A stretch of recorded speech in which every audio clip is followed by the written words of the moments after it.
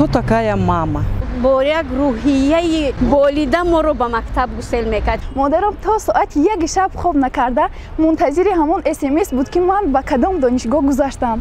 Она сказала: моя доченька.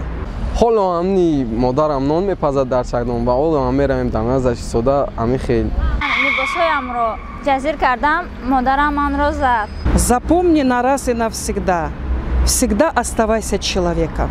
لحظه فراموش نشونده همان است که مادر ما رو چخیل به مکتب گسیل میکرد، سحر خیزانده به ما نانشتا کرده، ما رو با یک روحیه والده ما رو به مکتب گسیل میکرد که ما نیز با چهره کشاده که ما رفته با بهای خوب و اعلا خوانده به خانه برگردیم.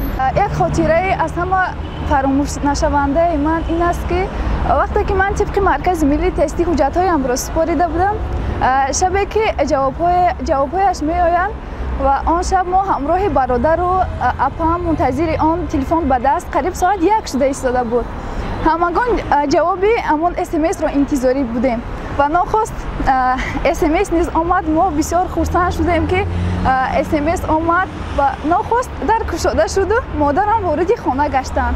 من چنان خرسند شدم و از خرسندی مادرم را با آغوش گرفته بوسیدم و یکمین مرتبه دیدم که مادرم خیلی خرسند است از موفقیت من که من با سواد خودم یعنی طبق مرکز ملی تستی به دانشگاه ملی تاجیکستان داخل شدم. اون لحظه رو هیچ فراموش کرده نمیتوانم. این لحظه بهترین حیات من است که مادرم تا ساعت 1 شب خواب نکرده منتظر همون SMS بود که من به کدام دانشگاه گذاشتم.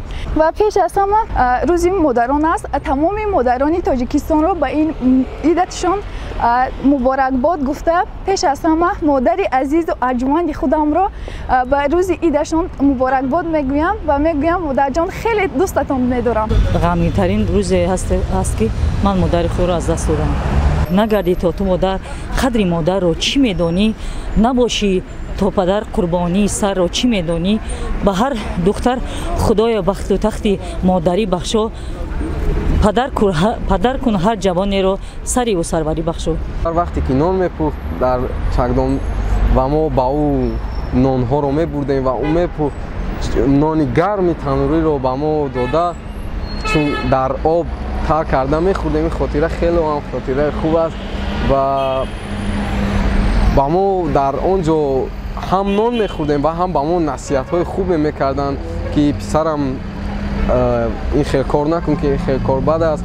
مثلا به نهایت مصلحت های خوب و نصیحت های خوب میکردن بر ما و این خاطره ها خیلی در نقش من موندن. حالا همینی مادرم نان میپزد در چکدان و حالا هم میرویم در نزدش سودا امی خیلی کلان هم شدیم که خودمون رو حالا هم کودک حساب میکنیم و در نزدش نشسته از او نصیحت های خوبی رو میشنویم.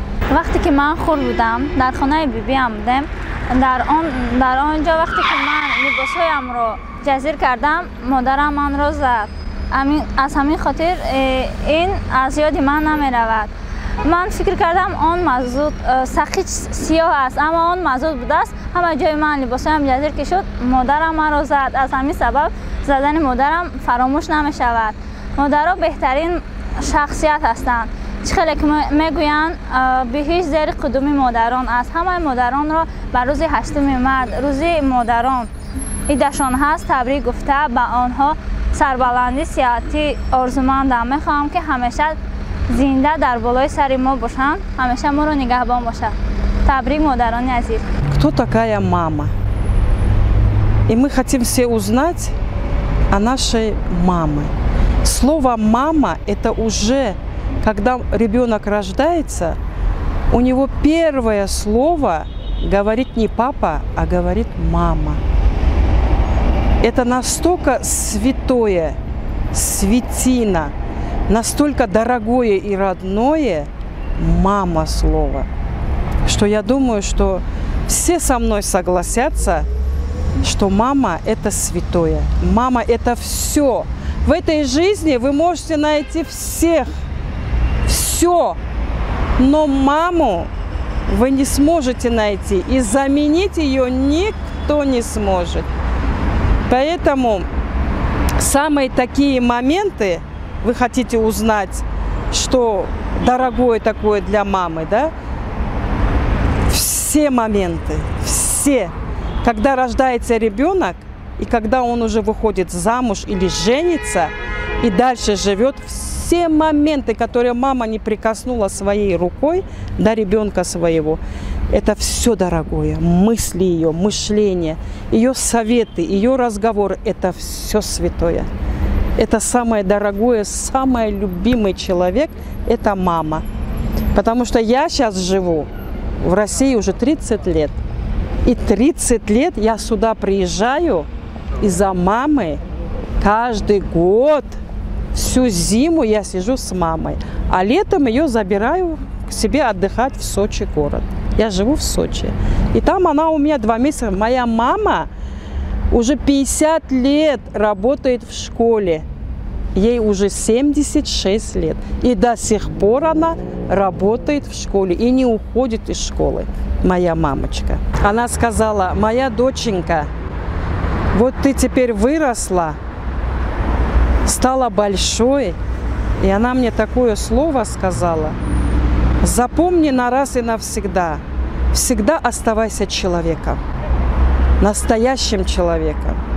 Никогда не теряй свое «я». Будь всегда хорошей, вежливой, доброй, ласковой. Никогда никому не говори плохие слова.